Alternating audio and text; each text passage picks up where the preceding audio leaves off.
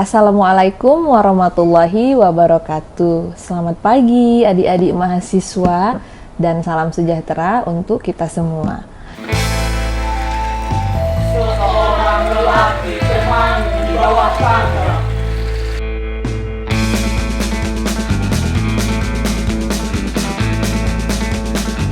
Semoga tetap bahagia ya, karena bahagia adalah salah satu kunci agar jiwa dan raga kita selalu sehat. Baiklah, hari ini pertemuan pertama kita dalam video pembelajaran untuk mata kuliah pengantar kajian drama Indonesia. Bersama saya, Ibu Emma Marcella. Kita akan bersenang-senang sambil belajar. Ibarat sekali mendayung, 2-3 pulau terlampaui. Kalian dipersilakan bersantai sambil mendengarkan materi perkuliahan yang akan saya sampaikan pada hari ini. Tetapi tetap fokus ya. Oh ya, berkaitan dengan kontrak perkuliahan dan rencana pembelajaran semester, saya sudah share di e-learning kita ya. Silahkan rekan-rekan dapat mengakses dan membaca di sana. Nah, jika ada pertanyaan, saya juga sudah menyediakan link di sana untuk kalian dapat menginput pertanyaan kalian jika ada yang ingin ditanyakan. Baiklah, rekan-rekan mahasiswa, terima kasih masih mendengarkan saya. Kegiatan pembelajaran hari ini dimaksudkan agar rekan-rekan mampu menyebutkan dengan tepat elemen-elemen teks sastra dan teks drama, serta mampu menjelaskan tentang perbedaan drama sebagai karya sastra dan sebagai teater. Baiklah, kita akan mulai masuk ke dalam materi. Rekan-rekan yang hebat, drama sebagai salah satu genre sastra memiliki kekhasan dibandingkan dengan genre lain, yaitu puisi dan fiksi.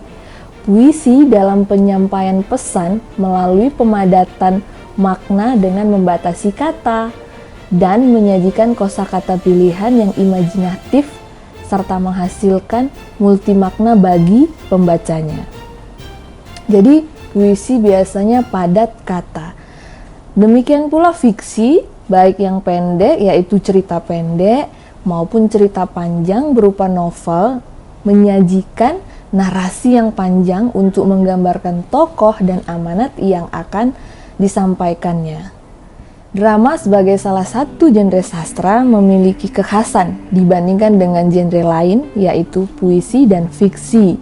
Puisi dalam menyampaikan pesan melalui pemadatan makna dengan membatasi kata dan menyajikan kosakata pilihan yang imajinatif serta menghasilkan multi makna bagi pembacanya. Demikian pula fiksi, baik yang pendek berupa cerita pendek atau yang panjang berupa novel, menyajikan narasi yang panjang untuk menggambarkan tokoh dan amanat yang akan disampaikannya. Sementara itu, drama memiliki kekhasan dari sudut pemakaian bahasa dan penyampaian amanatnya. Pemaparan bahasa dalam karya sastra drama berupa pemakaian petunjuk lakuan yang menggambarkan suasana dan penggunaan dialog para tokoh. Dari segi isi pesan, penulis drama mengisahkan kehidupan manusia dengan berbagai persoalannya. Penggambaran kehidupan manusia cenderung diperindah dan diperluhur seperti dalam kisah klasik Jawa. Misalnya, Jaka Tingkir atau Jaka Tarub. Jaka Tingkir diceritakan memiliki kesaktian untuk mengalahkan puluhan buaya, sementara Joko Tarub dapat memperistri bidadari.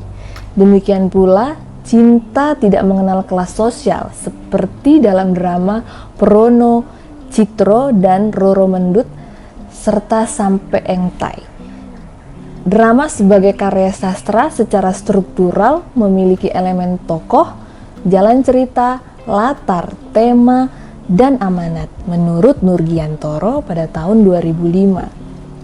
Selanjutnya, persoalan yang muncul dalam teks drama biasanya berupa kejadian sehari-hari atau reproduksi dari kisah-kisah yang sudah ada seperti mite, legenda, sage, untuk digali persoalannya dalam konflik antar tokoh dalam naskah drama itu.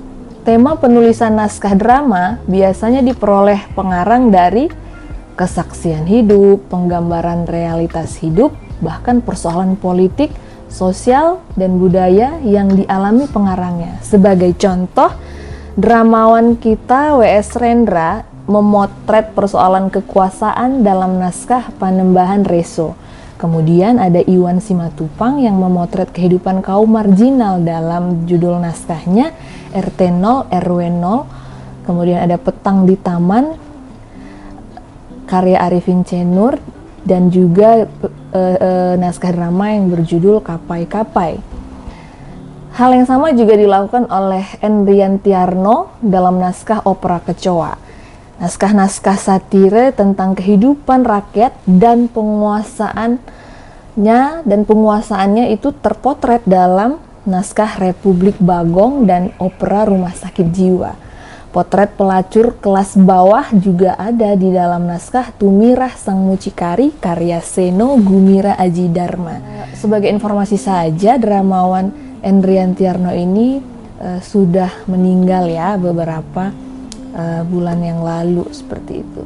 Nah, pesan yang disampaikan penulis naskah drama terhadap kehidupan biasanya bertujuan untuk memberikan informasi, mendidik, memberikan hiburan, sekaligus mengkritik persoalan yang terjadi di dalam masyarakat.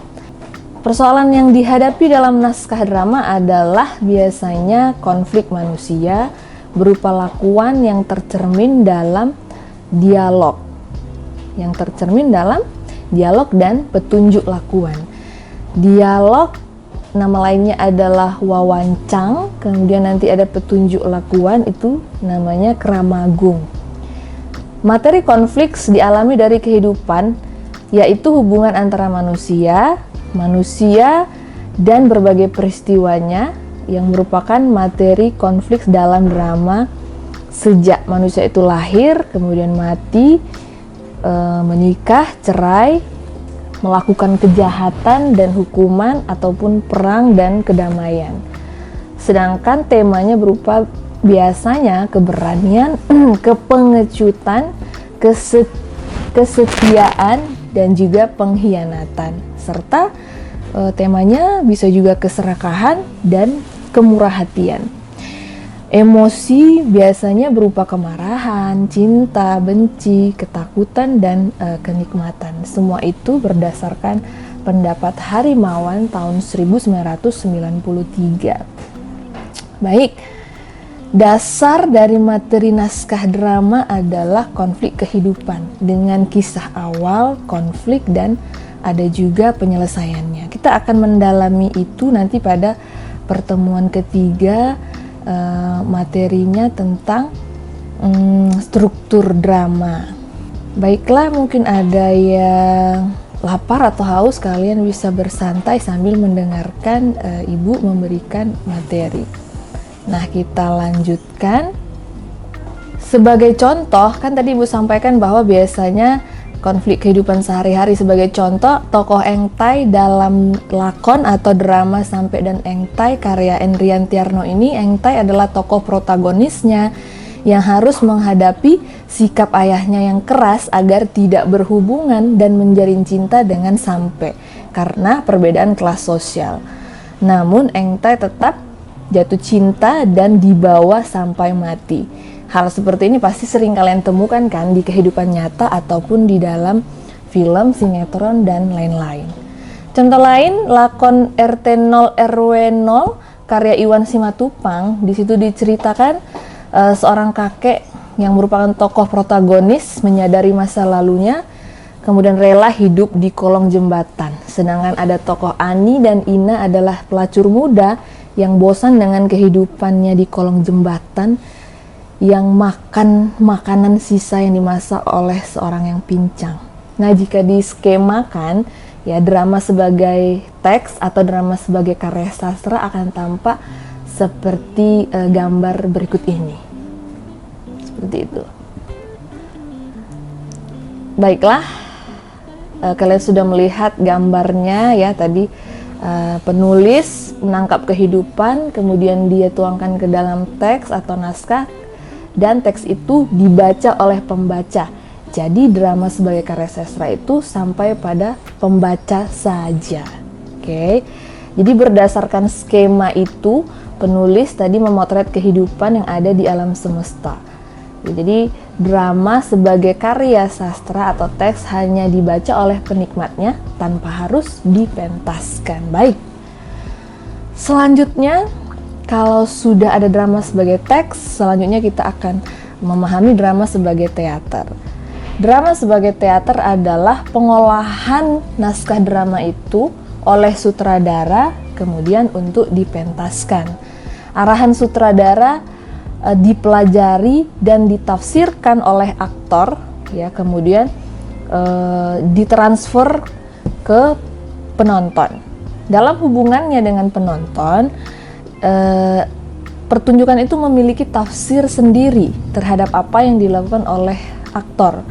Dengan demikian, ketika sebuah naskah dipentaskan ke sejumlah penonton dengan tafsiran sutradara, aktor, dan tim artistik, naskah tersebut sudah menjelma sebagai karya teater, seperti itu. Jadi ketika sudah ada sentuhan tafsiran sutradara, aktor, tim artistik, naskah yang dikerjakan oleh penulis tadi itu sudah menjelma sebagai karya teater.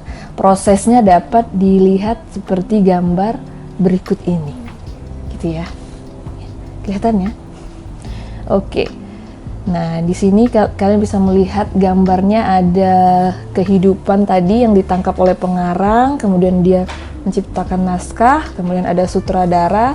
Sutradara akan melihat hal-hal yang perlu disempurnakan dari sebuah naskah, kemudian ada kru dan juga aktor yang membantu di dalamnya sehingga naskah itu bisa dipentaskan di atas pentas dan dinikmati oleh penonton. Jadi drama tanpa menghadirkan pentas di atas panggung itu memang menjadi tidak sempurna, ya.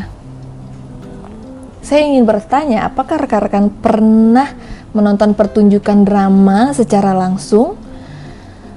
Mungkin ada yang sudah, mungkin ada yang belum. Tapi saya sarankan untuk menonton pertunjukan drama agar memiliki pengalaman visual. Bagaimana pentas, aktor, dan lain-lain. Saya akan memberikan informasi terkait pertunjukan drama yang dapat kita tonton. Tentu saja pengalaman menonton drama sangat berbeda dengan pengalaman menonton film, karena drama dipentaskan secara langsung di hadapan penonton. Sementara film yang kita tonton sudah melalui proses editing. Kepiawaian para aktor teater merupakan salah satu faktor, ya, penentu kesuksesan sebuah pertunjukan drama atau pesan dari naskah itu bisa disampaikan. Selain itu, dengan menonton pertunjukan drama secara langsung, kita dapat menikmati indahnya seni musik, seni tari, pencahayaan, tata rias, dekorasi, dan lain-lain yang mendukung pementasan secara langsung.